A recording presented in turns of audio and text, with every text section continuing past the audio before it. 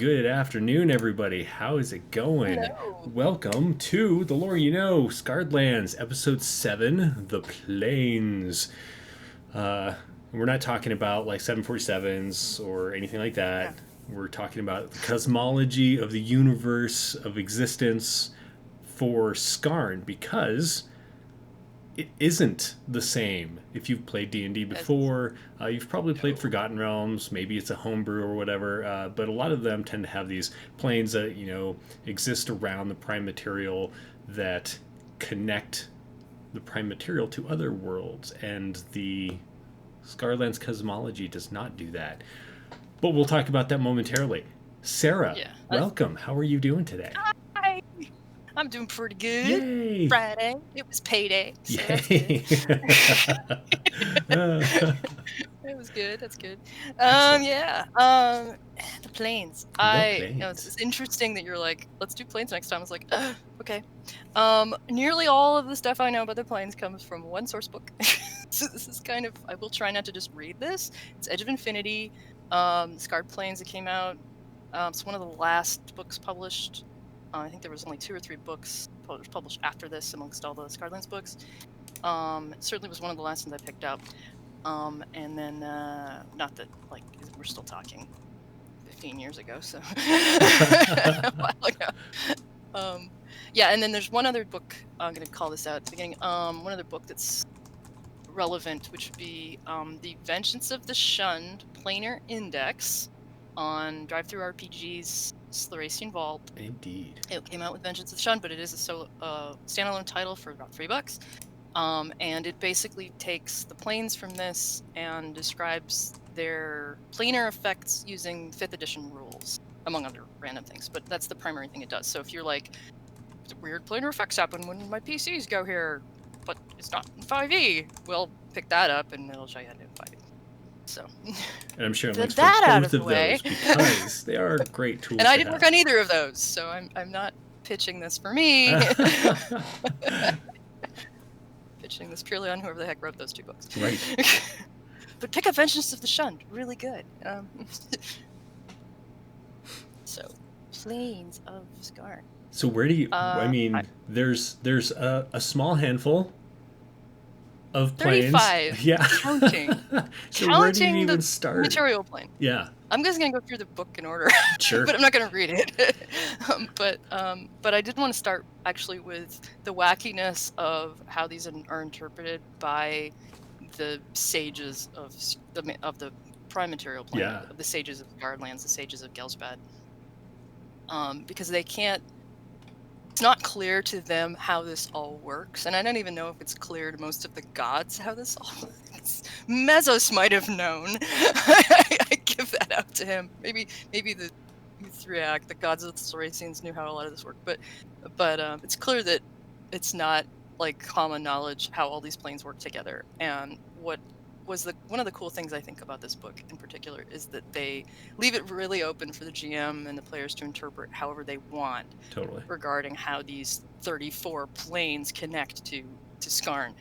And they've grouped them, they've categorized them, they've described them, but how they are incorporated is pretty much up in the air. And so there was, and then the dwarves think it's like the world was built on an anvil because they're the dwarves. Of course they do, right? and then the spirit walkers are all like, it's all the world of spirits and it's like parallel to our world, but they, and you can talk to the spirits, remember. The phylacteric vault, which I consider the truest interpretation, only because there's a picture. Not because any other reason. They actually did book art for it. Yeah, I forget the book art for this one. Is they gave us a picture, so I was like, that one looks good to me. So they were like, it's like a tree, and I was like, sure, sounds good. You guys are wizards, so I believe it's a phylacteric vault that came up with the whole tree theory, where the roots are the fundamental planes, which is like the elemental planes. The trunk is like the material plane, but it's intersected by the I don't know what's going through it. So it's like the what they call the occult planes or the transitive planes go through the trunk like sap, and then the lower branches are the zodiac planes, and then the upper big branches and leaves that in the sunlight are the divine planes, and it's just kind of bullshit, but, but it's like kind of cool. And so like this is their interpretation of how this works, and I'm just like, no, but whatever. I mean, I do like that it implies that the occult planes kind of are parallel with the material plane in that Right. trunk, and that the other planes are separate in some way, but kind of can touch each other. But that's about where my interest ends. You know, it's like, because the big question is how do you travel between them? You know, how do you travel between each of these planes? And it's, you know, other than the plane, what's the spell? The plane travel spell. Oh, jeez. My brain just turned off. You know what I mean. I Everyone knows do. what I mean. There's a spell that lets you travel between planes. Other than Magic. using that spell, and even then, that spell doesn't always work depending on where you're trying to go. It's like how do you get from one plane to another? Right. So it's up. So do with that what you will. But let's talk about the planes themselves before we get into how that works. Sure. Because maybe you'll come up with your own ideas as to how to travel between them based on that. DM empowerment. GM empowerment, yeah, you figure it out, GM. So, but it does not map to the regular planes of D&D. Right. As much as some of them sound incredibly similar. So we start with what they call the fundamental planes, which they're are kind of equivalent to the elemental planes you hear about in standard D&D, except there's not 4 of them, there's 6 of them. They have the standard 4 that we all know and love: water, air, earth, and fire. And then they have 2 more, which are effectively in the 3-5 rule set, positive energy and negative energy. I guess in the new rule set that would be radiant and necrotic. And radiant and necrotic, I think, actually maps even better when you know what these planes That's totally do. fair, yeah. Yeah, because the negative energy plane is called the eternal void, which you think is like maybe some kind of hell or something, but no, it's one of the fundamental planes. Is just kind of pure necrotic kind of energy. You go in there, and then there's terrain and stuff, but it's basically where all the undead kind of just happen. You know, it's like if you go there, it's just gonna be not much alive, like nothing alive really, but it's gonna be like just all the undead you can imagine is there, and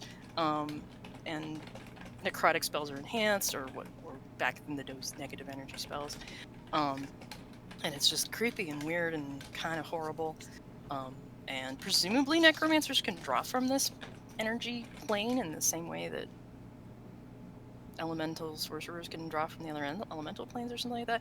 I can imagine you could summon a necrotic elemental monster, but they're never described in any of the lore. We don't have a necrotic elemental, whatever. The earth elemental. There's no necrotic elemental. I'm terrified of what that would look like. But nothing official. GM, nothing official, but you not could... saying that I haven't thrown such things at my players before, but hell yeah. Nothing official. Nothing official, but it would work. It would map. So you could really come up with stuff there, but it's not described as evil. It's just described as like where all this energy lives. And then there's the opposite of it, which is the highest brilliance, which is all of the radiant energy, all of the positive energy. But that doesn't mean it's a good place. Right. Because while radiant spells are enhanced, they are enhanced too far, and there is rampant growth, and it's such... things are such alive there that everything that would be normally not alive are animated. So think of like a world of mimics, like just everything has life. So every chair, and there's apparently, like, based on this piece of art, which may or may not be supposed to be something, but it's like apparently everything is alive. So you walk in, you go to this plane and you walk around, and it's like, oh look, a village. Oh crap, the villagers are the buildings, and people start to grow extra bits. So it's like cancer up the yin yang, it's like you want to keep wounding yourself there, so you keep healing so that you don't grow an extra limb. So don't be there too long, because it gets really awful. Right. And you could start growing tumors and stuff if you're there too long. So it's not a good place to be either. So it's like, oh, we've been wounded, let's just bamf to the highest brilliance and heal ourselves. Right. Yeah, might not be the best idea. Because Whoa. yeah, exactly. I'm healed, but now I have 4 eyes that I didn't have before. So in places they're not I didn't all in want my to face, be. right? Yes. So, it's just creepy but cool, and again, and just sending the party there, pick up players, have a reason to go there. It's just kind of awesome. But yeah, I kind of think of it as just everything's organic, but in a misleading way. It Right. doesn't look like, yeah, it more like mimics, but yeah. So it's kind of crazy place. And then we've got our 4 normal elemental planes as the last 4 of the fundamental planes. They call them fundamental planes. The deepest sky is the plane of air, duh. And it's like kind of like you picture it in most of the D&D settings. Basically it's a bunch of air and clouds and sky cities, and you can fly there even if you can't fly normally, and you just kind of float around wherever you want to go. And there's air djinn there. Air djinn priests basically, or not air djinn princes basically run it. And lords and whatnot, and they kind of do the thing, and everybody speaks the air language is Auran. Auran, yeah. I don't know. Is it primordial now? So like primordial, for Skylands, I'm not totally Based on sure on this. primordial? I know that like Auran and Ignan and like all of the primordial languages are like taken from primordial, and then like a fire elemental speaks it in a certain way that makes it Ignan. Yeah. But but Skylands shows they're all based on primordial. Right. But Titan's speech is also based on primordial, so it's just a basic root language. But yeah, they don't speak Auran there. That's air. Then the Vault of Earth. Not a very original name, really. I think it's cool. It really implies that you are underground Yeah. on the Earth elemental plane. It's not just like there's air, but they're in like cavities underground, and there's no surface ever. Right. So you never reach a surface. And they have these weird ways of traveling called traveling tunnels. Yeah. I have the image for that. Where you can actually just kind of even if you're not an air or an earth elemental, this just opens a pocket around you as you're traveling through the earth. It's kind of like having a constant shaped stone spell active around you, and just sort of the earth opens up in front of you and closes behind you. You kind of travel this way, and it's totally nuts. So that's that, and again ruled by in Dao. Dao, yeah. Dao, yeah. So they're the Earth Djinn. I think the traveling, the traveling ways were like the most fascinating part of this plane for me, simply because like, yeah, so you're immortal, you go there, and you have this pocket that shows up around you, and you travel around, but it's like this vast underground. Yeah. And there are other pockets of existence out there, but you have to know where they're at, or you just stumble around. So it also says in the book that your air runs out. Yeah. So if you don't go from pocket to pocket, you suffocate and die. So like, there's just all of this random crap probably lost in this plane. It's such a great adventure. People have gone there and suffocated. Right. So it's like and traveling to any of these planes, any of these fundamental planes, certainly you need to be high level. Yeah. You need to have the magic to because even the plane of air, which you think is pretty innocent, because it's just like, oh, it's just air. Right. It's still got lightning bolts everywhere and it's shit happening and weather, and you don't want to be there at like level 2. Yeah. You're just gonna die. Yeah. Yeah, this is where you send that tier 3, tier 4 party who are badass, who have a bunch of like, I have the bottle of air, or I have the whatever, the cool MacGuffin that lets us not die. Yeah. When we go to crazy places. So yeah, this is not for your tier 1 party. No. Like without a guide. Right. Very powerful NPC guide to help them out. Okay. Great Inferno is fire. This one sounds so much like the standard. This is the one that sounds to me most like the standard elemental plane of fire for the books, because it has a familiar location. The City of Brass is described here, which is described in our standard, WotC lore of D&D, and or TSR. Go back in the day. City of Brass was like a place, and we have a City of Brass in Skarn, which goes to my theory Right? that Skarn is maybe like used to be part of the multiverse and isn't anymore, because they both have a City of Brass. Again, ruled by the Ifrit Jinn this time. They're badass. Interesting thing about the City of Brass in particular. Well, let me finish the planes. I'll get back to it. The last one's the Endless Deep, which is a City of Brass. Oh, well, I'm skipping around too much. I apologize. So, the Great Inferno's qualities, like everything's on fire, everything's lava. Again, don't just go there. Right. There's Really heavy lava sunblock. ground you can walk on, but you're gonna be burning very quickly if you don't have some kind of magical protection going on. Okay, and then finally, the Endless Deep, which is also called the Furthest Ocean or Azure Abyss, which is water, which is all, again, there's no surface, the water is everywhere, and in recent times has some connection to the Blood Sea, perhaps, because there's some implication, at least, that maybe it's connected, because there's like said that, or maybe this is just my headcanon, but I can't remember. This is something I made up. But there's, whether it is or not, that's something GMs can play with. Is could the Endless Deep be affected by the Blood Sea, and vice versa, just because of the weirdness of the interdimensionalness of the Blood Sea? Right. As the Blood Sea is kind of considered another dimension on the prime material plane.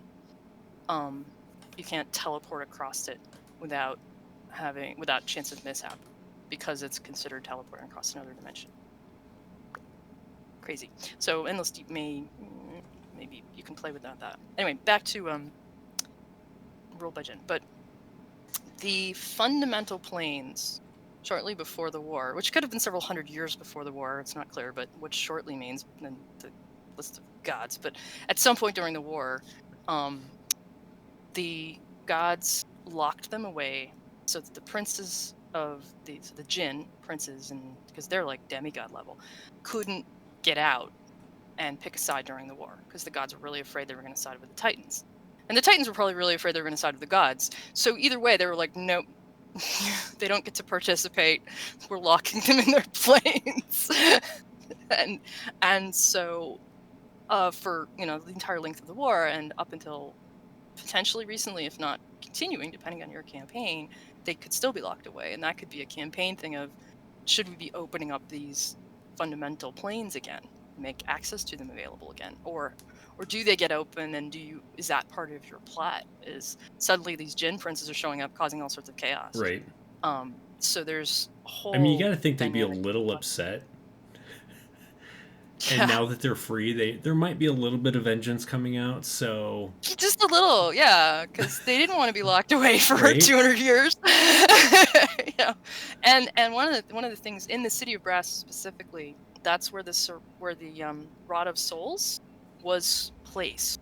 So they locked away the Uthriak and the Siluracians in some kind of pocket something, took the Rod of Souls that the Uthriak made, but that was somehow used as a means of opening them out of this pocket dimension.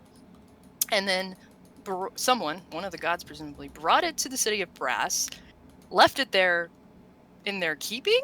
I don't know if they're happy about keeping it or not. And then locked them away so no one could leave plane. Right. So the Siluracians have a really or the followers of the Siluracians, I should say, should have a really good reason to open up the fundamental planes, at least the fundamental plane of fire, to get their Rod of Souls back, to get the Uthriak out. So there's a whole big mess right there.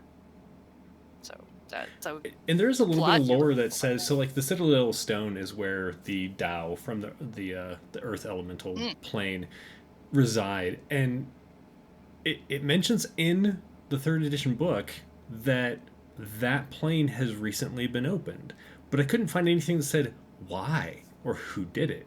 Do you know? Yeah. Do I know personally? Well, in my plot, I had that it was the Slaracians getting the I mean, Rock that totally makes Souls. sense, I right? mean, that was literally the plot I ran, but it doesn't say in any of the lore. Yeah. So So, and that's a I fun think, little yeah. option So I for the think the DM. idea is that, yeah, is that this is a thing, and there are these. I mean, the way I ran it was there's these things called Slaracian muses, which are basically Yeah. these weird construct heads that look like statue head, like a bust. Um, and they kind of glom onto people and convince them to do things that help them in kind of a evil muse, like I will guide you in your Right. decision making and make sure you'll become powerful and rich and blah blah blah. They're the worm But tongue they're of. huh? They are the worm tongue, the Grima worm tongue Yeah, from yeah, yeah. They're Lord of totally the the green Rings. worm tongue. But their long-term goal, giving this whoever finds them power and all of that, their long-term goal is to free the Slaracians. In fact, in the Forsaken trilogy, Vladimir gets his hands on one for a little while, so it does not because he's trying to because they're this font of information, so he could use it to get the information he needs to bring his dead god back. Right. Um, uh, so yeah, and there is rumors that a certain emperor of an evil empire has one of these, and it's whispering in his ear and trying to convince him to invade Barak Torn. So, so could there be a Slaracian Muse or 6 out there convincing people to open up fundamental planes, to get into City of Brass, to get the Rod of Souls, and that would Right. open the fundamental planes, bring that the Jinn. And I think it is implied in 5th edition that the Jinn are recently back because we've opened up the ability to play Ganassi and other kind of Right. Jinn related stuff. So I don't know. Potential. Hmm? Potential. Yeah. And I know in Shalzar there was a lot of magic in pre-war where they would summon lesser genies, Yeah. a la genie in a bottle, to be their servants. Yeah. And the Jinn did not like that because they don't want their people imprisoned in little bottles. So I would say the Jinn have a mat on for like pretty much everyone. So having them loose, if they're actually interested in the Probably goings not the on of the best material thing. plane, Yeah. not the best thing. So that sucks. Not super Um, healthy for us mere mortals. yeah, so there's endless plot you can do just with that. like a Jinn Lord's pissed off at some dude, and now you have to deal with that. Yeah, and these guys again, their top tier are demigod / god level power. Right. So don't just think it's like, oh, I'm just going to use the Jinn stats in the DMG or in the monster manual. That's fine for your standard dude who's been summoned, but not for your prince of the Jinn. Right. They're going to be up in the CR 30s, scary dudes. Whew. So that's 6 fundamental planes out of the way. So that was in the tree picture, that's the roots, I guess.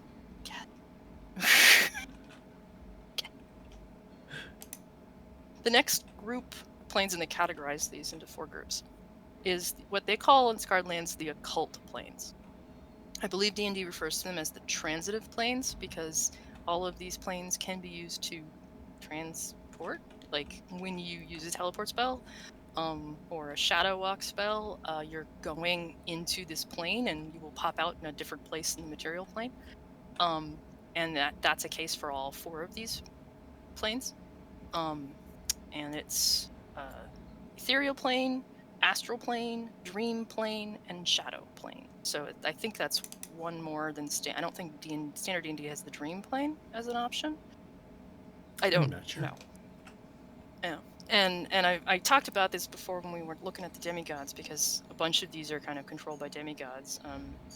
And the ethereal plane, which is sort of where spirits are, where you'd find ghosts and stuff a lot of time. Not undead like the negative energy plane, like zombies and whatever.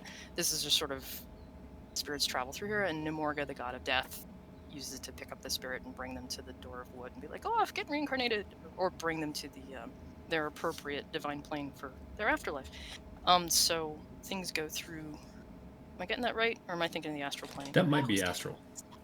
I think that's the astral plane. I'm doing them wrong. I'm doing it alphabetically. Haha. That's my excuse. guys are doing that, but that's the astral plane. That's the astral. We'll just go back and We're dub gonna- over, and every time you say ethereal, we'll just say have like somebody say astral. Astral. Yeah, so Nemorga's in the astral plane. Well, what's messing me up is this picture in the ethereal plane description, because it looks like a dude It's with, true. like a And- dead guy, and so I'm thinking that's Nemorga, and it's Well, not. the ethereal. So the ethereal art is Yeah, also it's also a guy on a horse that's dead. So yeah, Yeah, that's what I'm saying. That he's the ethereal art guy, and he's this dead guy in a horror. Oh yeah, no, you've got all these dead guys There's on two, horses. yeah. It's very confusing. I'm like, one of these is gonna be Nemorga, right? I don't know what's going on. So astral plane, where Nemorga is, where you go when you. When do you go through the astral plane? Well, anyway, one of these two, astral or ethereal, I don't remember which is which, is where you when you teleport, you travel through it. gotcha. I think it depends. So like a lot of spells have like an ethereal. You jaunt over to the ethereal and then you can move through. So a lot of like that teleportation spells are ethereal, astral. I think there is some magic that has to do with the astral. I can't think of anything off the top of my head, but like a lot of times, like phase spiders, they step into the ethereal plane. The spell blink, I think it's blink, causes you to pop into the ethereal plane. The ethereal plane. So it's usually the ethereal plane, and in fact, there's a location in the ethereal plane called the web, which is where the phase spiders live, and we're also where I put Sethrus, because it so mapped her MO. So there's that. Yeah, anyway, I kind of get these two planes mixed up a little bit because it happens.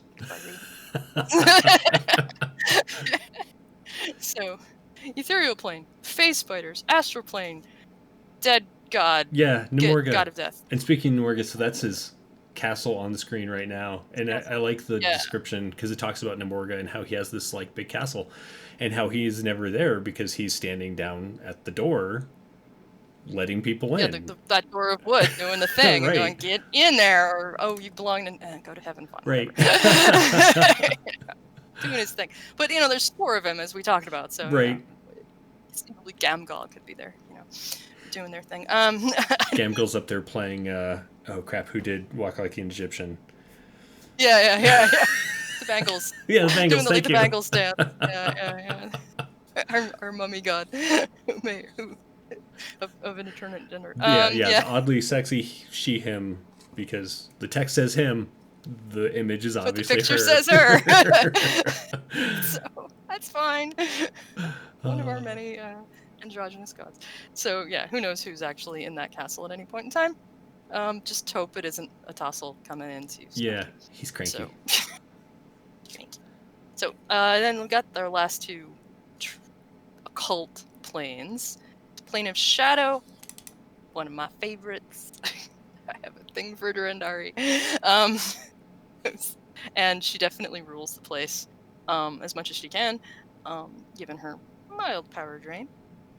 And that's where you go. If you shadow walk, you would be going through the plane of shadow. Right. And all these 4 planes overlap with the prime material plane. So if you enter the ethereal plane in one location and exit in another one, you'd be exiting at a different location on the material plane. But the distances are different. So why would you shadow walk instead of normal walk? Because the distances are shorter. So a 10-mile shadow walk might take you 100 miles in the material plane, right? Depending on how you do it and where you are and all of that business. So, but the shadow plane, pretty dangerous. Again, not a place for low-level dudes because a shadow could show up and they could drain you of all of your strength and kill you. So be careful.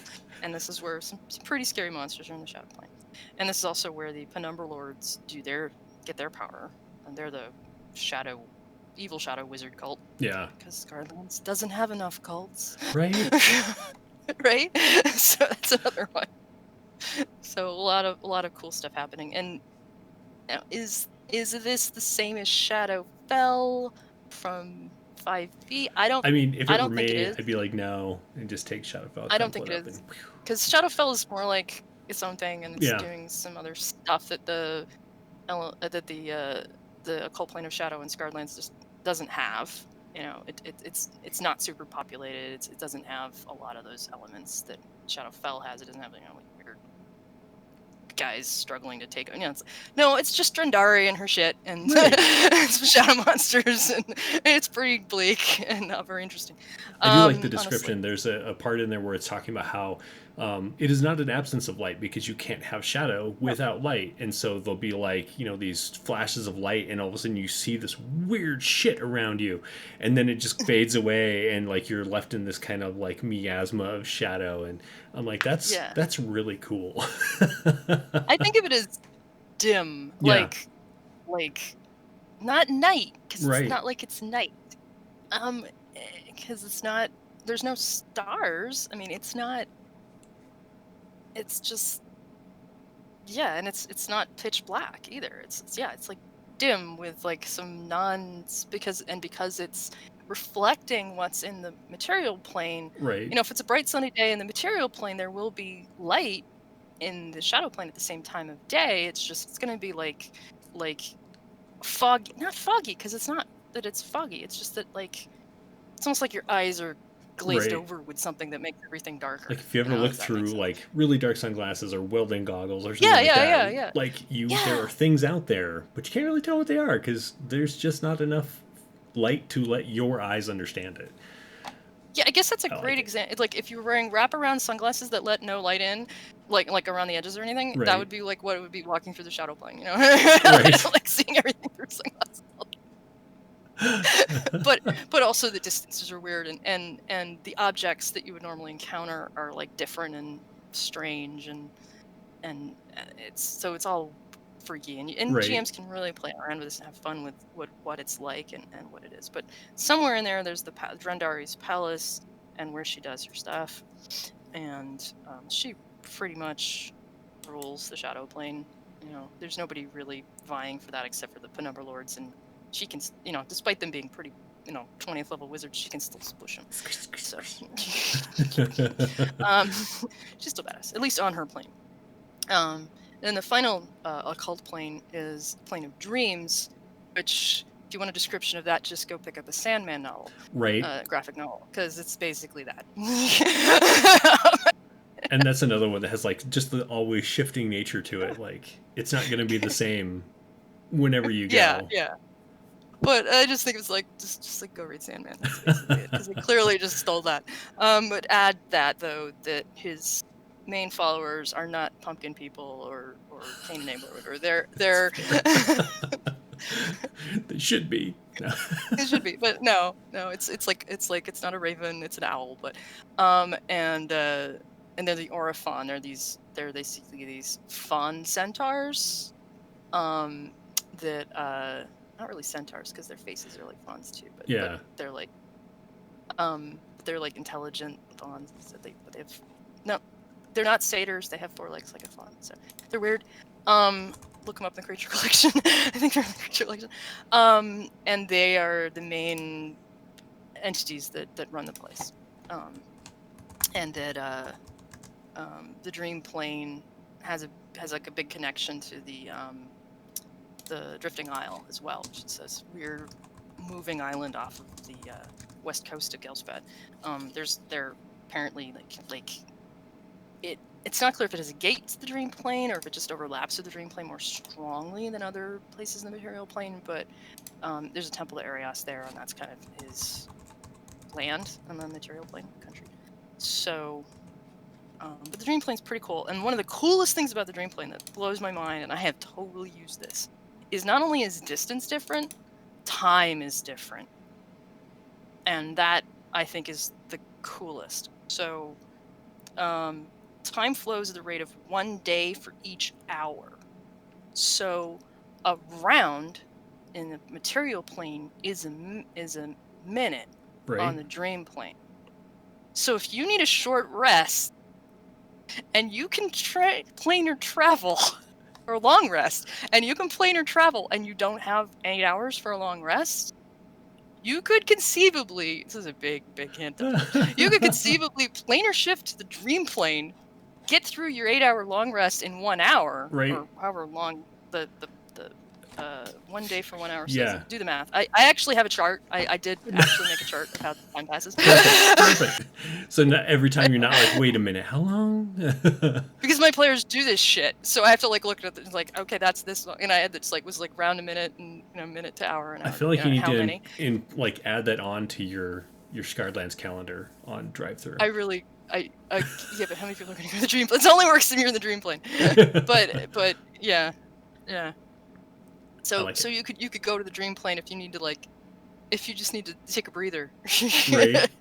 I have So to say, this is just so calculate. funny. It's so fascinating. I wonder if like the developer who came up with this, they had to have sat down and realized when you're dreaming, like throughout the night, you think you're dreaming all night long, but you're not. You're dreaming for like moments. Your dream may seem super long, but supposedly, scientifically speaking, Yeah. your dreams are like super fast. So, but they seem so long. So they must have taken that into consideration when they were writing this. But the crazy thing was that of Scarred Lands is in the weeks are 8 days, Right. not 7. So and I remember calculating this that 2 hours is about an hour is about a day. So 8 hours of sleep would be a week because it's 8 days. So you could conceivably, if while you were asleep, went to the dream plane, live there for a week in the amount of time that you're sleeping for 8 hours. Right. Yeah, imagine all the things you could do, But presumably, if you did that, you'd still age at a normal. That would be my You'd guess. age at Yeah. the effect that the dream plane would have on you. So if you were a character who did this, like to get some advantage or whatever, you would age faster on the material plane, and that would be weird. Bob getting so old so quickly. Well, every night he spends a week on another plane. That's how he leveled so fast. Right? Something. You were only level 1 yesterday. What happened? Yeah. It's like you woke up and you were a whole week older. Right? So how does that work? And don't think I haven't done that, because I totally have. Yeah, and there's some really interesting characters in the dream plane as well, not just Arias, the god of dreams. So there's some interesting entities around. I find the dream plane like really kind of crazy, and you can just fucked up shit with it. and the plane of nightmares is that the dream plane, or is that a splinter? And how much control does the Jack of Tears have over it, if anything? Right. You can really play with that too. So there's a lot to be done. So only 4 are listed in terms of occult planes, but if there's no, in fact, Canon Scarred Lands says, as a GM, if you want to add more occult planes, you totally can. Yeah. The only thing about them is there has to be some kind of transitive, weird ass travel nature. But and then base your rules on this. And they actually have a whole example of ideas of just throw in more planes if you're like, I really need them for some reason. So they include plane of glass and mirrors, the plane of light, which would be the opposite of plane of shadow, plane of memory, plane of portals, which seems kind of like, how is that different from the astral plane? I'm not sure, but whatever. Plane of spirit, how's that different from the astral plane? I'm not sure, but whatever. The plane of thought, which is maybe where the Slaracians came from. Ooh, I like that. And the plane of time, which I think is just neat. Although the dream plane plays with time, so I don't know. But these are some of the ideas that the original authors threw out there. They didn't actually incorporate any of them canon-wise, but if GMs want to play around with that kind of concept, there's no reason you couldn't introduce additional planes. Although I would say that if there isn't an even number, Hadrada will be upset because he really likes symmetry. So there is that. Right. I feel like again, we keep talking about high level stuff. Once you hit a certain point, in 5e kind of capped this, but there are definitely third-party things out there that allow you to go over 20, but forging your own plane, this would be that path to take, because it is the one that's directly connected to the plane you're already on. Forging the plane of glass and mirrors or forging the plane of time. Great Yeah. plot ideas for those For of you who level need 25th. right. So it's diving into Boon Country and weird post tier 4 shit. Yeah, totally. And it's I don't know. I mean, I don't personally want to play with those because I'm kind of I don't want to piss off Hydrata. You know, I'm gonna keep everything symmetrical. Right. But And but I don't know if you have played a lot of 5th edition with the general public, but oh they yeah, just don't care. They're like, yeah, bring it on. So I could totally see. oh yeah, We're gonna piss off a god today? Sure, why not? sure, oh yeah. Well, crazy. Right? Have you met Lolth? She will rip your head off. I mean, they'll only try it. Well, I guess I shouldn't say that. They'd only try it once, but They will try it. Yeah, I do feel like 5e players are more arrogant. I don't know. it's true. Maybe I don't know. Well, like I don't know why. I don't know. there's no Something about it. negative, side effects to things like your familiar dying because you used to like lose experience, stuff like that. You're a lot more careful in older editions. Maybe. But I missed the 4e. I only played like one 4e game, and then we were like, this sucks, and we're not doing it anymore. Because we really hated 4e. And then 5e came out. I was like, oh, this fixes all the things that were wrong in 4e and keeps the things we liked. Nice. Like at will power. Those like the only things we liked about 4th edition was class balance and at will powers. Yeah. Everything else so that might have been stuff that was introduced in 4e, and that attitude may have been introduced in 4e too. I've no clue. I literally played one mini campaign, the one that came with the box for 4e. So I don't even the Shadowfell thing, and I don't even know. I've played a ton of 5e, like crap tons of 5e, but 4e it's like I don't know about 4e. That's totally fair. Really? Except there were abilities that were like, and after you die, and we were like, what? Friend says 5e is the Windows 7 to 4e's Windows Vista. Yeah, yes. pretty much. What does that make Windows 10? Along, right? Moving along. So what's after the transitive planes? Or the occult, as they call them. The divine planes. Divine. Which are ones that certainly get, I'd say, talked about the most, just because when you die, unless you're playing a druid, you're probably going to one. Certainly if you're a cleric or a paladin or anybody who's actually chosen a god to follow. Right. So the divine planes are kind of a big deal in everybody's life because they're probably trying to either get into one or not end up in the shit when they go to one. Totally. Yeah. So kind of going in alignment order. Each of the 8 victor gods, I should say. But they call the big 8. They call them victor gods sometimes because they were the big 8. It's like, no, Drendari doesn't get her own heaven. Right. Only the big 8 gets heavens. I'll start. There's Mithril Heaven, which actually has heaven in the name. I think it's the only one that has heaven in the name. And that's Corian's wonderful realm of shiny, beautiful rainbows. Right.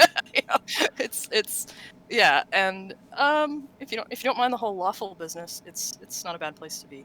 And it's where all the followers of the dwarf god Goran go as well, because Goran's got sort of his pocket in Mithril Heaven where he's got the dwarf heaven. It's very much Corian kind of stuff. Yeah. Virtue, glory, but also creativity, and because he's a craftsman, so crafting stuff. It's like if you're big on that, it's a good place to end up. And trying to find art for it. So there isn't any art in the book for it, and so when it describes the buildings and how like everything is shiny metal and everything is like has this like airy construction to it, the only thing I ended up finding that was really kind of on par were these like weird futuristic cities, but I could see it. I could see like after people die, people that have worshipped him and are going on to do things in his, because I mean, what do you do in heaven afterwards? You just keep doing what you were doing when you were alive. So they've made these like crazy buildings and stuff, and I like how it also talks about how like the virtues of Corian are like in the air, you breathe them in. I'm just like, I'm not sure I would last long there, but Well, you probably wouldn't get to go because right. honestly, not a lot of Right. people end up here. That's the thing is you pretty much gotta live the Corian way to get into Corian's heaven. So this is the place of paladins, Yeah. basically. Yeah.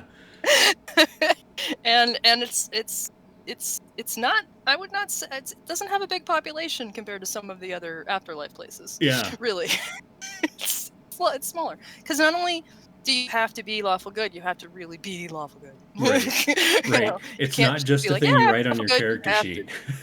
Yeah, you really have to be lawful good because Corian's gonna be like, lawful good, yeah, sure. Like the paladins pretty much are in, but non-paladins who claim to be lawful good, are you really lawful good? I Right. don't know. Check the list and make Yeah. sure. So the paladins, you figure, unless they've lost their paladinness, Right. you know, and not even all paladins, because in 5e you can play a non-lawful good paladin, so it's Right. only going to be the lawful good paladins. Yeah, Cisne is not destined for Corian's heaven. I can tell you that. My character in Travis's game, Yeah. because she's neutral good. Speaking of neutral good, that would be the Golden Paradise, which me personally, this is where I would want to end up. Because I think this is the best sounding of all of the afterlives. Because, like, damn, why would you not want to go here? It's pretty awesome. It's where Madriel's heaven. It kind of overlooks the sun. It's always like a warm summery day. Is this art from hers? Yeah, it is. So picture that. That's got to be a rainbow, I Yeah. guess. I don't know. So I'm pretty sure that Because her like daughter that's her is goddess castle, of rainbows. and then the rainbow connects her realm to um who's the goddess of rainbows. Tiana. Right. So like Yeah, that her was daughter. my Yeah. interpretation of this art, was the Mm. connection, because it talks about somewhere in there, it talks about how like their realms are kind of connected there, and I just feel like this is Yeah. like right there. This is where they hang out together and look at the rainbows. Yeah, and I think, and this one's certainly more populated, I'd say, than Corian's. Yeah. I mean, not to say that you're not a shoo-in, if if you're not a Madrielite, even if you're a Madrielite, you're going to be a shoo-in. But Madrielite, i.e., follower of Madriel, but it I think is probably heavier population. And honestly, just reading about it, it's pretty chill. It seems like a nice place. It's like all rolling That's also hills where. and tilled fields, and like everyone's happy. But you don't have to be a farmer, you can Right. it's like whatever you want because it's your heaven. The only downside is that Thulkas has been sending from the sun, has been sending some of the creatures he's made on the sun Right. to Madriel's heaven and sort of messing with it. So there is this mild fear that fire elementals or fire giants might show up and try to make it bad. So it is not the perfect place. Yeah, this is definitely the But first realm that feels global warming. I suppose so, all yeah. of the followers of Madrid are like, global warming is real, damn it. Damn it. Sun thing keeps sending a sun thing. Yeah, but she's the goddess of, because she's the goddess of the sun, so she set up her heaven so she could kind of watch over the sun and make sure Thulkas doesn't get out, and he doesn't want to get out, but he's sending his angry. dudes for he's still angry, so he's Right. like, I want to stay here, but I still want to smack you. So here's some things I've made. Right. I'm mad at you, Madriel. Right. Even though she wasn't even the one who put him up there, but she's the closest god. So Right. But apparently it sounds pretty keen. That's that. Then Tannel has the Eternal Glade, which if you're a nature nut, if you're a hiker, this is the place to be. Right.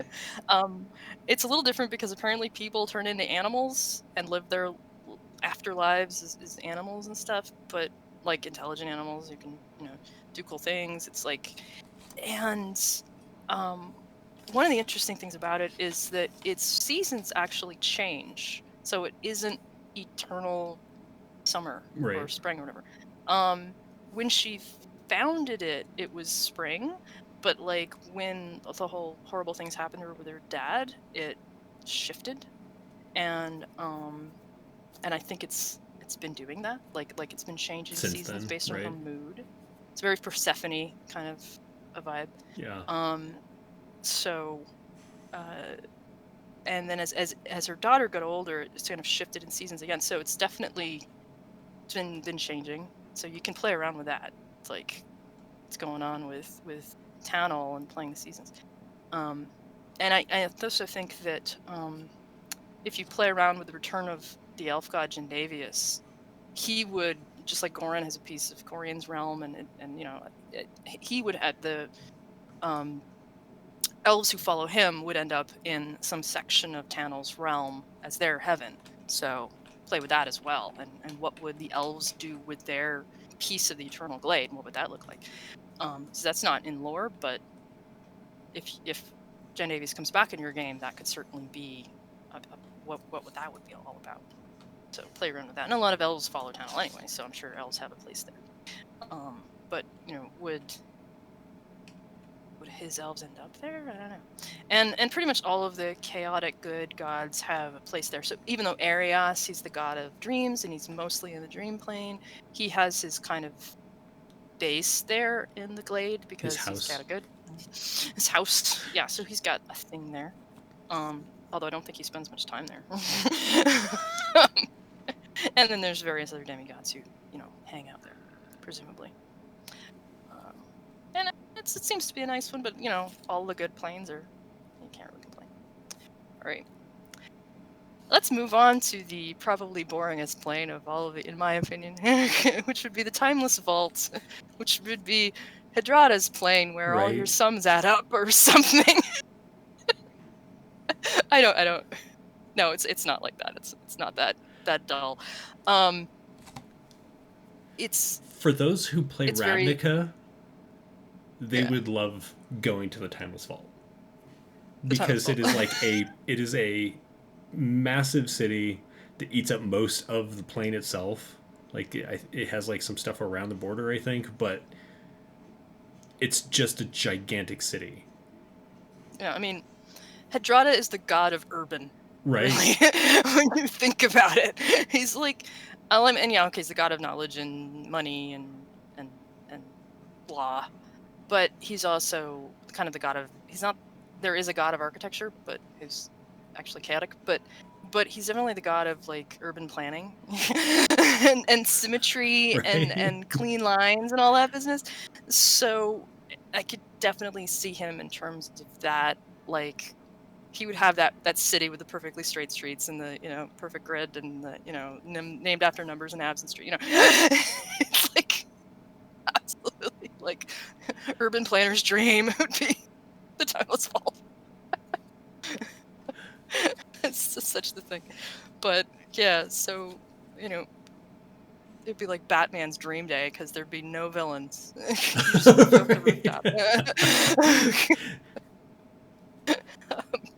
Or whatever, with no villains, because of course they'd all be smacked down.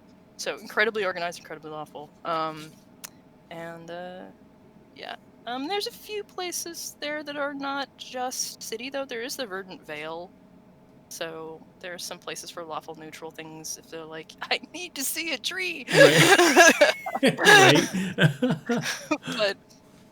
But they're not like by any means close to the majority of the locations there. Yeah. Yeah, remember the book talks about how like there's not really a lot of room left. So like these little so you know, you're talking about the Eternal Glade and how like there's a lot of spaces shared in the Eternal Glade, and here it's not so much. There are those other places, but for the most part it's hard to like go in and carve out a part of the Timeless Vault for yourself. You just kind of have to go where Hydrata points you. Yeah. which fits, honestly. There is definitely a kind of I say paternal, you know, father thing going on. Like, yeah, you will obey me, and the kind of people who go, I want someone to tell me what to do, belong here. Right. Like, you're that kind of person who's like, just tell me what to do. Right. This is where you go. I don't want to make decisions. Yeah, as afterlives go, this is that. So, you know, in eternity being told what to do. I mean, some people will enjoy it. Some people want that, so they would end up there. I'd rather go to Madriel's myself, but this doesn't seem so bad. Then we go to the opposite, which is the Howling Limbo. Yeah. Nobody tells you what to do there. And that's Inkili, who's one of my favorite gods. I have too many favorite gods, honestly. I can't say I have a favorite god. They're all wonderful. Except Hydrata. So mean, Hydrata. And the art that I found for Howling Limbo is not... It would only represent a part. It's like a teeny piece of it. Yeah. So don't look at this art and be like, hey, that's what it all looks like, because it isn't. Yeah. It's everything. It's right. Freaking Inkili. It's chaotic. It's like the ever-changing terrain, and it's never the same way ever. You know, if you want random, this is it. It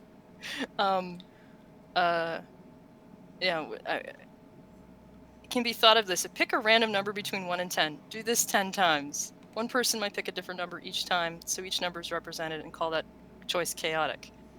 True chaos requires a mixing of, and then there's a different technique. Might pick the same number each time and call that chaotic. True chaos requires a mixing of both techniques, picking a different number than before or the same one. This is a process of unpredictability. That's, this is the land of chaos.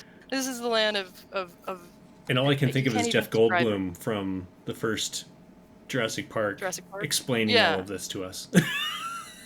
Yeah. I said I wasn't going to read from the book, but I just thought that one was too neat.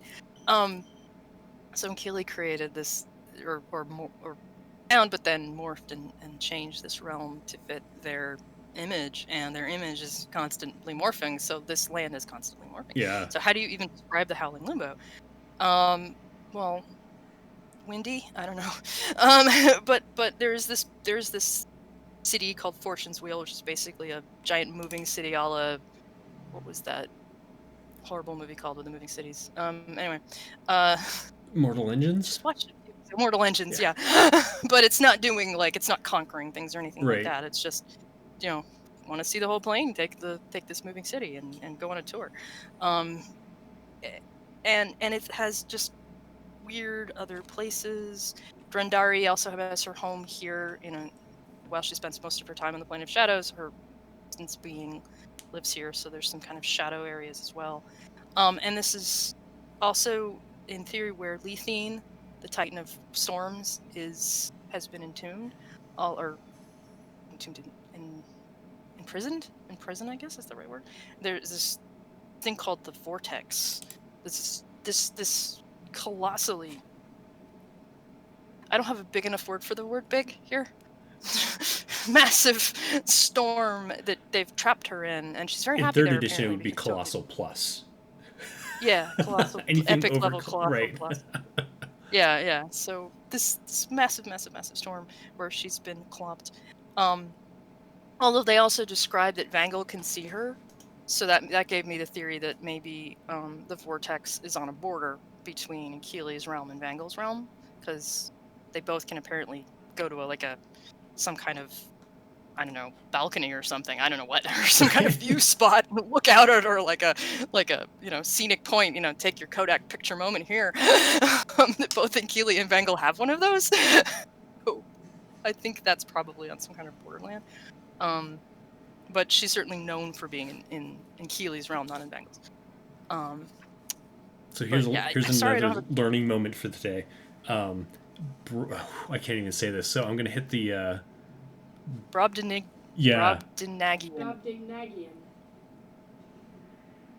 Thanks, Google. Brobdingnagian. I said it right. That's how I said it. It means gigantic. Yes. Thank you, dearest. That's your friend. Yes, it is a Brobdingnagian windstorm. Yes, absolutely. I mean, even you see the little castle there, and you imagine that little castle is not little. So, right. Yeah. But it's also supposed to be so far on the edge of the plane that only Inkili knows how to get there, so I don't know. But apparently they have some kind of castle overlook or something. For when Inkili decides to do the Kodak moment with Mom. Selfie. With Mom. She's in there somewhere. Right? nice day. Here's some flowers. They all float Chucking in the flowers wind. over No the flowers. yeah. Yeah. It's not gonna work. Okay. But as for the rest of the Howling Limbo description, there really isn't one because it's kind of whatever you want it to be. Yeah, I think the only thing Although I apparently remember otherwise was that it was really like windy. everything was gigantic. Like the mountains like scrape the sky, and like all of these things are just bigger than a human would perceive them on their planet. That was the only other thing I remember reading. Yeah, yeah. No, that's consistent. And people who go there, I think a lot of people end up here.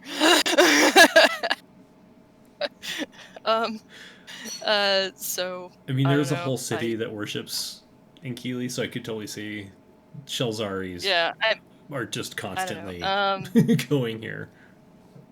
There's people who are prone to change. And when you go there, you can look however you want. So you don't have to look like, because you're also morphic. So you can be constantly changing how you look depending on your mood and whim too. So cool thing about Inkeeli's room. So if you're the kind of person who's like, in the afterlife, I want to be female one day and male the next, or blonde one day and short one day and tall one day, this is where you belong. Yeah. Like if you're really indecisive or just want to try new things all the time, this is kind Right. of where you belong. It's a pretty good realm for that. Yeah. Okay, now we go to the land of, and no neutral realm. Kind of lacking a true neutral realm. What does that look like? We don't have one. Yeah. So, if you bring back the neutral god, would there be a neutral heaven? Presumably. But I'd also say that all the demigods, who share alignment with one of the victors, their heaven ends up being in that plane. Right. So, it's not like, Jen Davies would have his own plane. If he was brought back, he would have a place in Tannel's glade. So the only one that is missing that could conceivably be created would be the neutral one. But no description of it in this book. Okay, moving on. We've got our last three, which are all the bad places. Unless you're evil, maybe you think it's a good place. Yeah. Huh? I wouldn't want to go to any of these. Right. These all sound pretty Not awful. good vacation spots. No. So there's the Iron Hells, which is the only one with hell in the name, which is Chardoon's hell. A lot closer to your standard D&D 9 hells, except presumably not 9. They don't have interplanar planes, Right. so or something like that. It's just called, but it is hells plural, so presumably there's different fragmented subdimensions in it based on your personal torture. But this is where bad people go to be bad rulers, but this is also where people who tried to be good but fucked up end up because they weren't good enough, Right. and Chardon went mine and grabbed them. So while his chosen ones, his true worshippers, end up going there and end up having like basically the guys with the whips, there's tons of souls there who don't like it and don't want to be there and didn't want to end up there, but something went wrong and they ended up there. So, so you if you're gonna follow Chardon, really be all in, because otherwise you're really not gonna like the rest of eternity. So, but because most people end up, on the other side of that whip, on the bad side. And they're truly wretched, and they stay in very much the standard. They start off as these kind of weird larval double things and kind of get beaten up. And if they're badass, they could maybe advance in doubleness and make it to devil and keep the whip in their hand as opposed to on their back. But it's a bit difficult. I wouldn't say typical straight up Christian hell, but closest to analogy. Yeah. Certainly it's clear that D&D stole a lot from that idea, those ideas, and there's not really any description in the Iron Hells that implies differently. You don't want to be here. It's really awful. Screams, devils, torture. In fact, it's pretty much so much awful that they didn't bother putting art in. They were like, people are going to know what this is. Yeah, like, you don't need to see art of this place. It's kind of awful.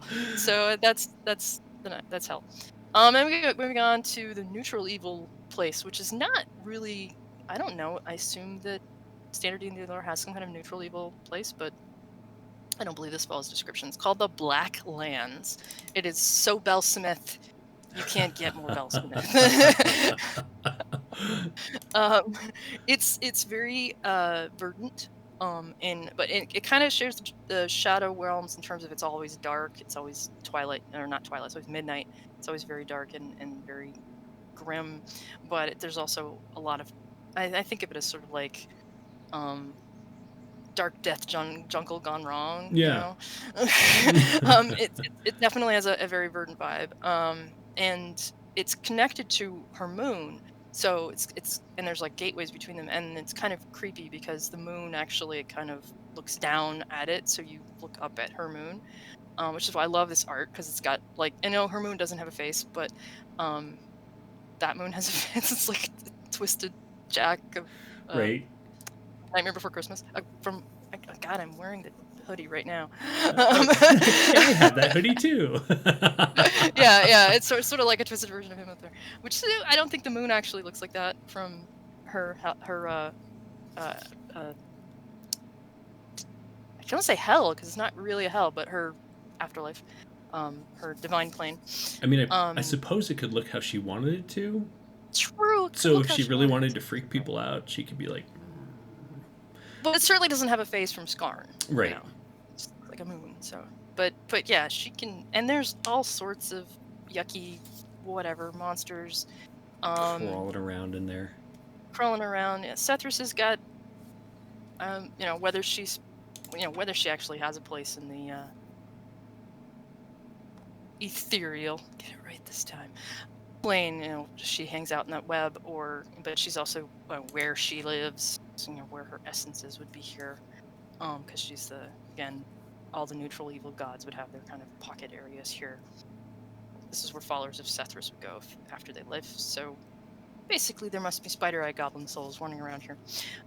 This is where lycanthropes, werewolves, and whatnot would go. So that her followers, the most powerful ones, again, like hell, they would appear as daemons, which is like demons, except it has a letter in it. Right. So yeah. So Chardoon has devils, Vankel has demons, and Belsmith has servers. Right. No, that was a male daemon. It's the. I want to spell it right. Daemons.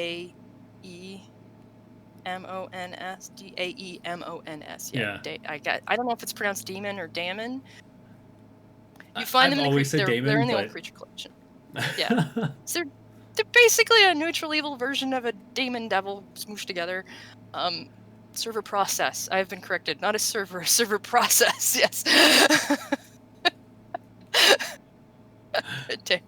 I don't know. But that's the term for Dulcimeth's fiendish servitors. Yeah. Is damn. That's how I pronounce it. I don't know how to pronounce anything. So her mega followers, her high priests and whatnot would become that, and then people who either tried to be something else and ended up being neutral evil in whatever capacity, or weren't really all that good and loyal and just like they screwed up, end up there, but not in a good way, and they're pretty much tortured in much the same way they would be in hell. Although not not in the traditional sense, but certainly in the. It's not very pleasant, Right. Not on a rack with whips, but more like you're being hunted by werewolves 24/7. And they eat you, and they crap you out, and then you're like made whole again, and you get to do it again the next day. Yeah, Yay! exactly. So, yeah, and or something along those lines. Yeah. So it's the land of nightmares. In so much as there's that, because she's also she's not quite the goddess of nightmares, but this definitely has a nightmarish quality to that. This afterlife, it's a little bit more changeable and morphic in that way. So, not a pleasant place unless you're really big into Belsmith. I imagine that Talina Som will end up here as a greater daemon kicking ass if Belsmith ever lets her die. That's the head of her cult of the ancients. And anyone who caught the first season of Myths and Matchmakers that Travis Legg runs, Mrs. Hatch will probably end up here sooner rather than later. But we'll see. I didn't realize she was like quite so evil. I only watched the first few episodes of that. I had a I'm character like, that had to I'm playing in leave season 1. because she was so much against everything he stood for. And while as a player I was cracking up, the character was just like, I gotta leave or I'm gonna murder her. I thought it was just like, I have to find husbands for my daughters or something. It's what it started out as, and things went way downhill super fast, like bullet train fast. So, well, okay, that's interesting to know. Yeah, I watched the first few episodes and then kind of skipped ahead to the beginning of season 2. Yeah, join there. But I mean, I the did not current watch crew. The current crew, yeah. Okay, final plane of the Divine Planes is Indeed. the how do you pronounce this one? Pestilential? Pestilential? Also doesn't have art, so use your imaginations. It's the abyss. It's pestilential abyss. Abyss, yeah. It's Vangel's place of crap. It's his bastard pad, which he never has cleaned. Yeah. Yeah, and if you want a full description of one of the locations in here, check out the final book of Engine of the Shunned, the Moravian Henge, because the Moravian Henge is the location in, spoilers, Vangel's Abyss. I just call it Vangel's Abyss because I can't say pestilential very easily, so I just refer to it as Vangel's Abyss or the Abyss. But yeah, it's basically where all the demons go. Yeah, those who are like big Vangel followers and blood gnashing of teeth, they do quite well there, and become like greater demons or at least demons. But if someone is supposed to be somewhere else and screws it up, like say they pretend to be a Madrilite, but they kind of betray people and do dickly things, they end up there as a soul and are tormented eternally by the demons in much the same way it works in hell. Although not like, with the whips and a rack, I'm sure the demons have their own way of doing it.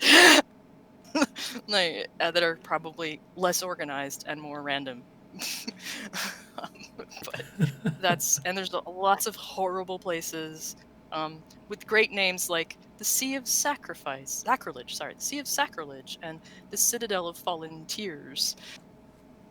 I can't imagine this place is very good. But yeah, and the Blistering Plain. I am disappointed at the lack of alliteration in these locales in the Abyss. What's going on? Not Scarred Lands. But again, pretty much all of the chaotic evil gods have a little spot here where they can call home, and it's a great place to just mess around with.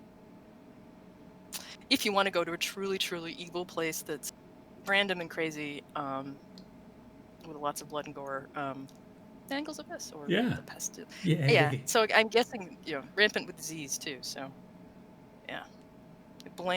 This is who I blame for Corona. Vangel. Corona. It's all Vangel's fault. All Vangel's fault. So there's that. I don't know what else to say beyond. I don't want to read the book. But last category. We have time for. I'm not going to go through every one of these. We've got 16 of them. The last category is the Zodiac. The zodiacal planes. So during the war, at some point during the war, all the stars fell from the sky. So the night sky becomes completely black except for the moons. Presumably, because I interpret that as all the stars fell from the sky. How many stars were up there? I don't know. But this goes back to my theory that Scarred Lands is separated from the rest of the multiverse. Right. Not so many of the scars, no Milky Way over that sky. After the war, the gods were like, we need the stars back because that's the thing we need, and they're pretty. But how do we do it? And the Zodiac had a purpose. back before the war, they knew that it needed to be a purpose. It was a thing. It wasn't quite super structured. So Hadrada, of course, got his fingers into this and made it super structured. And You got his very protractor organized. out. And Yeah. Yeah. And it's like, I gotta put these just right. So, and all the other gods said, you go, whatever, your deal. Although I'm feeling they messed about before every single constellation with the same number of stars would be identical, and we know he didn't do that. But, so each month, and there's 16 months, each month has its own constellation, and that constellation is predominant in the sky during that month. And I don't know how that works because it's a sphere, and how do you know what's in the predominant? I don't know how that, like, if you're on the other hemisphere, is it a different? I don't know how it works. So there's a can't wave distinct that. lack of science involved with this going on. Hadrada was just like, nope, don't need it. You're all gonna I see know. this. I mean, I know right now it's May, so that means it's like, what are we? Pisces or something? I don't. What whose sign is it right now? But I mean, how do they know that that's the? I am not an astronomer, astrologer either. So I don't know how that works. But presumably there's some way to tell this is the constellation that's in the sky. That has the focus right now. And it fits the month, and it's as Belsmith's moon goes through that constellation, or something like that, is how that works. Gotcha. So presumably as the planet rotates and the moon is orbiting and the stars are kind of in alignment with the moon, and the moon crosses that constellation and the next one. I guess that's how it works. Huh. Yeah, that's right. Now that I remember, it's to do with Belsmith's moon. So 25. So each constellation is up there 25 days, from full moon to full moon. Very, very organized. And the way they chose the constellations is they got these basically, I don't want to say heroes because they weren't mortal in that sense of an elf or human or something, but these heroic figures during the Divine War, these entities who did something extra cool during the war. Although there's no descriptions of exactly what they did, so it's not clear. But the whatever you need the them God to Society, as the DM. exactly, whatever you need them done as the GM. It's like, so this bear was really nice, and the gods gave them this as their eternal reward. Is like each of these 16 entities gets their own little mini pocket plane, and these are not infinite planes. These are itty bitty planes. Right. Some of them are only like a mile, and I think they range anywhere from like a half a mile to maybe 10 miles across at most. They're really small. Most of them are just a couple miles. That they have full control over, and they rule, and it's their deal. So 16 of these things, and 16 entities across alignment, across personality, across creature. They're all some kind of weird creature. There's only one or two that look in any way human. And they kind of do their thing and rule these worlds. And each one is different and weird and has something uniquely interesting about it. And are really cool to visit. I've used at least a half a dozen of these things in my campaign, Nice. just because you can do really cool things going there. The only primary way to get there, without a couple of funky ways, is use planar travel. But you can only go to the zodiac plane currently in Ascendant. So you've got to check your calendar. Based on the month, that is the one you can go to for most people. If you get a god can intervene and send you a different plane, but they don't wanna, so they generally don't. Or as high magic of timey-wiminess. Right, timey-wiminess, You could exactly. conceivably time travel. The doctor can go whenever she wants. Yeah, and you could use some kind of, you could use that to shift the clock and go there. Electric Vault may have something that lets you get to a different zodiac plane, but in general, it's plane shift. That's the one you get to, and so you say I want to go to a zodiac plane, and you're going to go to the one that's in Ascendant. 16 of these, they're all cool, and most of them, by far, if you go there, and you do the right thing to meet the entity that rules it, and there's the right thing varies, and you kind of get figured out in some places, and some of the things are really, really easy. Like, I will be polite, and some of them are really, really hard. Where I have to solve this really complicated puzzle.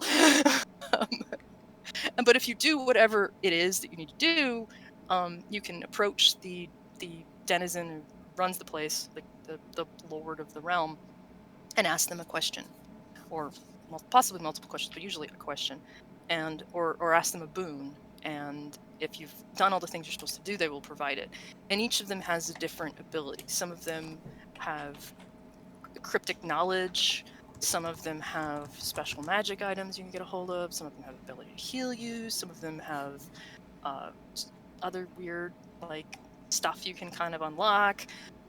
So it's a wide variety. And like I said, there's 16 of these guys. So it's a great MacGuffin for my players don't know what they need. Send them to a Zodiac plane. Right. Have them talk to the guy who runs it, and maybe they'll get pushed in the right direction. So, 'cause several of these guys are seers and can answer all sorts of questions about their sphere of influence. Like, um, uh, there's a siren who knows everything about oceans, like whatever's happened in an ocean. And I think there's one that knows everything about like what's ever been written in a book. You know, so a wide variety of entities, and we've got. Just go through them. There's one of them is actually a building. So and each month, so 16 months, every god has domain over 2 months. So so think about it that way but that isn't to say that the Zodiac associated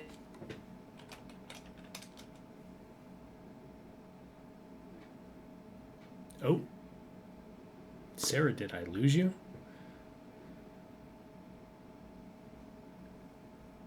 She looks very intense there. Let's see.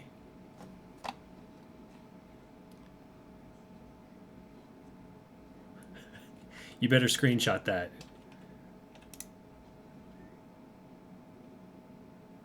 I'm going to call her back. Disconnect. Reconnect.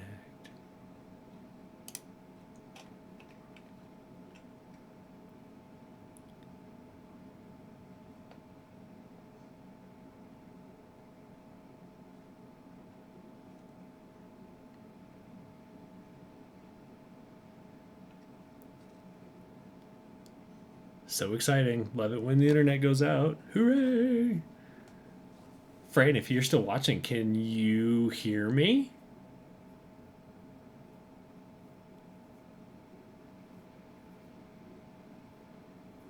Or is it my internet that went out? Okay. Hooray. Oh, I see a face. Hooray. Good. Right. Yay. So who? Was it your internet or my internet? Oh, you froze, and I was like, and Discord was just completely frozen. Yeah, for weird. Me, so maybe it was just Discord's server crapped out because everything was still streaming, and Fran said she could hear me, so I think everything was fine, but I'll just cut that out for later. Hooray. Hooray. Oh, hey, rewind. Right? I don't know where in my babble I was cut off, but I'm starting to talk about we're in the Zodiac planes. Right. Go that far. Like I was saying, that just because a plane is in the month of a certain god doesn't mean that the plane aligns with the nature of said god. So, right. So a Zodiac plane that takes place during the month of Chardot is not necessarily evil. That said, they kind of are. There may be a tendency, a little bit. right? There's definitely yeah, a slight leaning toward that would make sense for this god. That doesn't. It maps. Right. It maps. So like, Hadrada. There's Turas the Tower, which the entity is literally a building. Like, I don't know how you talk to a building, and that's totally happens in Hedrada month, one of the Hedrada's months, because he's the god of buildings and that maps. So I think the question I have for that one is what event took place during the Divine War that a building became heroic enough to elevate to godhood? I know, really. It's like a building, really. Whatever you as a GM need it to be, but the only building I can think of is Skykeep, and I mean Gelspad at least. I mean, admittedly, all 16 of these could come from Asherak, and we'll never know. But although they didn't really have an opportunity to do anything during the war because they went poof right at the beginning. But Skykeep was this flying island and crashed during the war, or in and around that time. Maybe it was after the war, but no, it was after the war. It was after the war. Yeah, because it's never mind, not Skykeep, but it is a building that's known for doing something cool. But yeah, that was after the war. So I don't know. Yeah. Some heroic tower. So there's a tower. There's the Deepness of Vespus, which is a bat, which is this giant, like, gargantuan bat that is definitely not at all associated with Belsmith. No. Spoiler for. Actually, this is not a spoiler. This is revealed in book 1. Eochaid's birthday. My protagonist. Eochaid's birthday is the 7th of Balat. Is it Balat? Anyway, one of the Belsmith months, which is when Vespus is in up there, the bat. So connection maybe. Dun, dun, dun, dun. Dun, dun, dun, dun. And actually our calendar. Yeah, I'm gonna pitch one of our products. Just like Zodiac. If you're into astrology, each sign has like a description of people who are that sign, what they're like, and you can read your horoscope and stuff. Scarlands totally has this. There are astrologers. There are important, really big-brained astrologers, and it actually means something. Whether or not it means something on Earth, it definitely means something on Skarn. You can go to an astrologer and they'll tell you stuff, and that matters, and it's actually a thing. Yeah. The month you're born actually means something too. In fact, it means so much of a thing that I just find this stuff fascinating. In Shelzar, they look down on astrologers because astrologers pluck things out of the chaos to tell you this is what's going to happen. And they're all Ankili worshippers, and they're like, no, you need to live the chaos. You can't know what's coming. That's the kind of level that these people thought of when they were writing it. Sorry. Yeah. And the thing is, they're really, this is the thing. Right. So if you were born in a certain month, so if you're trying to decide, you're picking a birthday for your character, you don't have to buy our calendar, but it would help. And one of the things we provided in it, and yeah, I'm pitching my product, is not sorry. Sorry. It's a description of the kind of people born that month and kind of some words associated with it to just give you some ideas. Like, so when you want to pick a birthday, it's like, I want to play the Paladinus Paladin, who's the Paladin. You're Right. like, you're going to be Karat. and stuff like that, and you're gonna pick one of the months that fits with that. I don't know if it's Karat, but this is like one of those two. And pick somebody who fits that. I don't remember every single one of these guys. Like, there's, like I said, 16. Yeah. I've used maybe half of them at Bose. So Vespus the Bat, Malinus the Celestial Factory. He's not it's not the factory. Is it the factory itself? No, it's a dude. It's a guy. The Celestial Factory is a location. He is an iron golem who makes stuff. So if you need to get your PC's magic weapons or magic items, toot sweet, go there. Great place to get really high level magic items. It's like, here, gift. You've done good. The Carnal Fields of Nekaros. What the hell is he? He's a carrion bird. Oh, goody. So Vulture. Right. I don't know what he does. I'm skipping him. And a lot of these don't have art, so I just have this like splash of stars up on there. But for the ones that do have art, I'll throw it up. Yeah, Sea Castle of Delphos. Sea things live here, so neat stuff with oceans. And like I said, all these guys have some kind of special ability. Yeah. So, you go to that to get information as appropriate. I don't remember what this guy does. He's a anyway, he's a giant dolphin. So presumably there was a dolphin hero. He did something cool. Did something cool. My bad. And she knows a lot about the ocean, so she can help you with that. Eternal Battlefield of Destrios. I like this one. This one I think is one of my faves. You've got to cross this battlefield and survive your way through it, and then you meet this horse who presumably was heroic horse, and the horse will help you out with stuff. He knows everything about warfare. Screams Corian to me. I don't remember which month this is associated with. I bet it's one of Corian's. Anyway, he's a horse and he'll help you with battlefield warfare stuff. The Maze Ways of Kylos, which is one of my faves. Totally an Inkili month. This one, you can play a lot with this one because it's like all these kind of, you have to wander your way through a maze full of weird challenges and riddles and stuff. So you can do lots of cool dungeon building with this one. I actually built like a maze dungeon and made my PCs wander through the maze ways to talk to Kylos and get some information from him.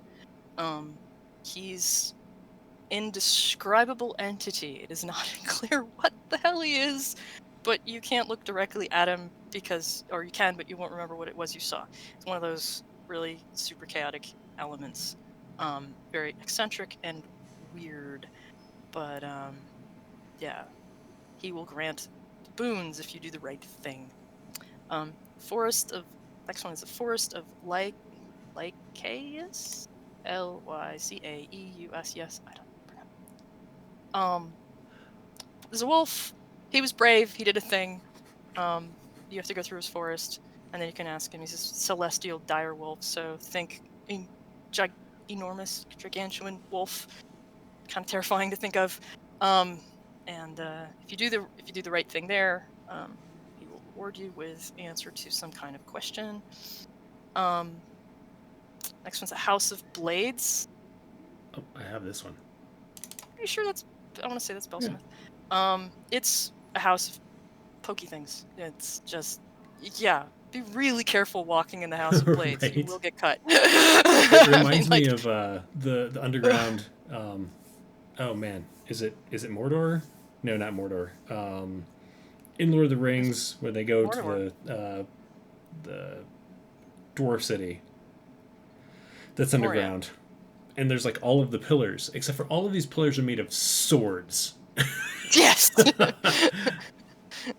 So, and then Siklos or Cyclos, Sikklos, Siklos.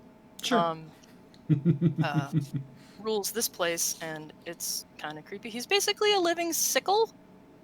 You know, hole in the blade. It's like there are intelligent weapons, so I could get past that mentally. Somebody's weapon got reported, and you know, imagine the constellation looks like a sickle. You know, it's pretty straight up, and he'll give you information about weapons. Or you could presumably go there and try to snag one of these many swords, and it might be magic and really awesome. It's like Jenga, but with swords. But odds of getting cut are really high. So if you're gonna go there, go with healing, because owie. Woods of Ursos. Those who've actually been watching season 2 of Myths and Matchmakers would be familiar with the Great Big Bear. Debatable whether Ursos is male or female. This text literally changes gender in the middle of the description. Not at all confusing. And you can get healed there, and Ursos can give advice about poisons and disease and cool stuff like that. And Travis runs him like he's Winnie the Pooh, which I think is adorbs. And I believe it's a Madriel month, so in any case, Ursos, pretty good fuzzy friend. The Island of Song, which is a siren.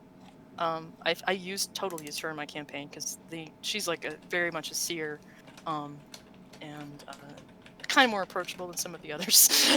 Like what you have to do isn't quite as complicated. So Cheris is her name, and another one of those gives you information. The Skylands of Ruka. Was like in Keeley, don't know for sure. I'm guessing on the gods because I don't have the list in front of me which That's god fair. these guys were. That's fair. Yeah, but it is in our calendar, so you can see which area goes to which one. Ruka's a giant rock, I think. Big bird, anyway. So you learn stuff about air from them. And all sorts of stuff like that. The sun field of Kepira? Kepharis? Kefira? Is it the Khepira? I think.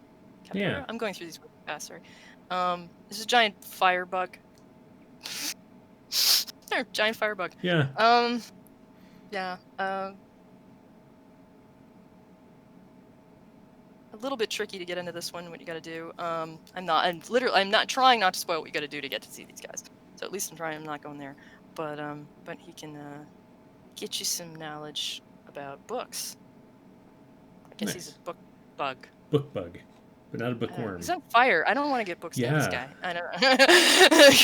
I wouldn't let him into my library. I'm just saying. He's a celestial stag beetle. So apparently a stag beetle did something really cool. Stag beetles are like the size of, they're medium, but or small maybe. They're they're not a little bug. They're like big bug, but right. But they're small or medium, but they're they're still bugs. They're still a CR like 1/2. So I'm lost as to what it could have done. Okay. Oh, here's one of my faves. The Golden Palace of Imperatus. This is one of the only ones that kind of appears human, or at least humanoid. Basically, and this is so Hadrada to me. Golden man who's all about the money. And he knows all about valuable things, and so good for that. And the incredible opulence. So who needs to cast Identify when you can just plain jump over here and have him look at it for you? That's simpler, right? If you can convince him to do it, right? You do have to earn their favor. Every one of these, you have to earn their favor in some way. Some of them are simple to earn. Some of them are not simple to earn. Some of them you have to bring a present, or solve some kind of riddle, or kill 17 monsters. Some are harder than others. The Fields of Astara, spoiler, probably the easiest one to do. It's definitely Madriel, associated with Madriel. Another human one. I trapped a wizard here for a year because he plane shifted right at the end of the month to escape a bad monster, and then was stuck there until it wrapped around. Right. And the party ran into him because they got there through some other means and got left through some other means, so they weren't stuck by the month. And he was like, I need to leave. This place is really nice. The food's great, but I'm so bored. So it's a very restful place. She's quite nice, but it's basically a little farm. It's restful. It's pleasant, but not necessarily exciting. And then the last one is the Duality of Dracus, which is a 2-headed dragon, which I think is probably the most interesting one. I've never run this one. I want Travis to run this one. I want to play in this one. It looks so much fun. And I'm not going to spoil what happens here, but it is probably the hardest challenge of all of them. It is so wackadoo what you do. But it's a 2-headed dragon. I'll just leave it at that, because I'm pretty, if this isn't in Keeley, it should be. I don't know which god it's associated with off the top of my head. It's probably not in Keeley. I have no idea. But Dracus is just kind of fun, and I want to both run it, but I just haven't had the opportunity to run it. I think my players would kill me if I actually ran this. But I want to play in it sometime, because it's just he makes you do something crazy shit. And he, what does he know? Dragon will answer a single question about a great disaster. So Yeah, but how do dragons have tits? Anyway, Speaking so of that's the zodiac planes. myths and matchmakers, that would be a great Makers. one to go find out what the hell's going on. So Disaster, much maybe. disaster I going on. I had to drop a hint that Travis has got to run us through that one because that one's just fun. It's just fun. Finally, one other thing I wanted to mention about the zodiac planes in particular is, so I mentioned that you basically have to go that month unless you have access to weird arcane equipment. But all of these zodiac planes have these little minions who basically tidy up. They're the servants of these 16 planar extraplanar beings. They're called the maintainers, and they're these little dudes. They're medium. They're not small. Okay, I was thinking they're small because they just feel like they should be. The gods created them to look after these realms, and they're the only things that can travel between these zodiac planes without doing all the complicated stuff. So, of course, when I had to get my PCs to travel between planes, they hooked up with one of these guys and he helped them. So, if you as a GM need a MacGuffin and It didn't is want to go all the way to provided for you. you could introduce one of these maintainer dudes, and for some reason he's helping the party. I don't know why he's helping the party, or she is helping the party, but they do. The only disturbing thing about them is that they have 4 nipples. Yeah, it's funny because not the forearm thing. That's not disturbing, but the fact that they need 4 nipples for some 4 reason. nipples for some reason. The addition of the forearms. It's like my favorite art. but just to note, maintainers, regardless, they cannot be bribed, they cannot be threatened. They will kill you before they will let that happen. So for one to help you is a big deal. So it's not just a simple thing for one to help you. Because they're kind of assholes for that. So don't expect them to just be like, sure, yeah, and they're super lawful neutral, so you're not gonna just convince them. Anyway, that's the zodiac planes. Yeah. That's it. That's 34 planes, and when you add prime material plane of Scar itself, 35 of one freaking setting. So very rich and lots of fodder for GMs to go nuts with. And the zodiac planes, unlike all the other ones, the zodiac planes, with a couple of exceptions, you can totally run a lower level party through those if they have somehow access to planar travel. There's really nothing about any of them that precludes that. Maybe the one that's all swords is a little scary, but you can certainly dumb it down for appropriate challenge design for your party. And I just think they're fun and a good way to just shove your players in a direction if you need to without just running them on a straight rail. Totally. Like, you need help. Go to this, talk to this weird mermaid, and maybe she'll give you some advice. Absolutely. So check it out. And that's again the Edge of Infinity, our Calendar of the Scarred Lands, and the Vengeance of the Shun Planar Index. Those 3 books together will tell you everything. So I am pimping my own product. Yeah, absolutely. Well, and you're technically pimping. I mean, I didn't write the Planar Index, but you did do Vengeance. I was part of the Vengeance Shun stuff, so yay. Yeah. So. And I will link. Thanks. I'll put up links to all of those in the show notes for those of you who are watching later. Speaking of show notes, Sarah, tell us all about yourself so they can put links up later. I am Sarah Stewart, author of Vigilant Through Shadows and Dreams, a Scarred Lands novel, book 1. Little order wrong. Also the calendar. Also, my wife Fran and I have a couple of other titles on the Story Scene Vault, including Vigil Training Missions, Maritime Patrol, or Oh Boy, What a Bloody Ordeal. Working on some more pieces for the Vault and Scarred Lands props as well. As both Fran and I are freelance, very freelance creators for Scarred Lands stuff. And also, you can find me and Jeremy and Fran on Mondays as part of Travis Leg's Myths and Matchmakers game. Yeah. And that's what we're on Plastic Age Plays here on Twitch. And they also go up on YouTube and Anchor for podcasts for people who just want to listen and not look at all this. So tune into that. I think that works for our thing, but that thing, I'd want to see the map. I mean, yeah, we're yeah, the like all of this map. great art and stuff, and some of the not so Yeah. great art stuff I had to just like pull off of stock art pages. There's a yeah. There's a lot here. And I am Jeremy Hochhalter. I don't even know what I'm doing today. So I have this channel here on Twitch. You can catch us every Friday until we run out of stuff to talk about, I guess. For the lore you know, at which point I'll probably switch over to a new setting or something. I have my own setting. One of these days I'm going to actually publish it and then I can tell you all about it. But in the afternoons when the internet is being kind at 4:30 p.m. We have Curiosity Cache where we're playing. They started off as level 0 characters in Shelzar, and shit just went south from there.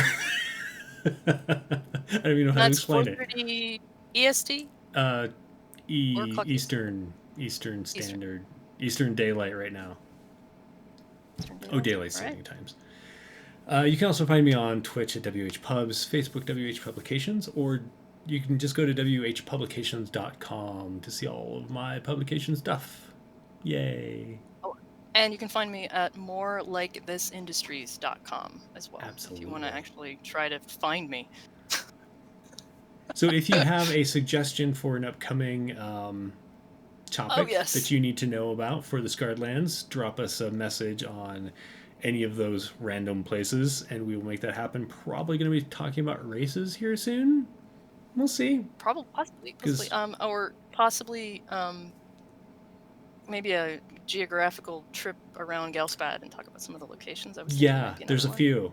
There are a few. Just a few. Right. Galspad's a big place. Right. So until next time, everybody have fun, stay safe, happy gaming, and we'll see you next time. Bye.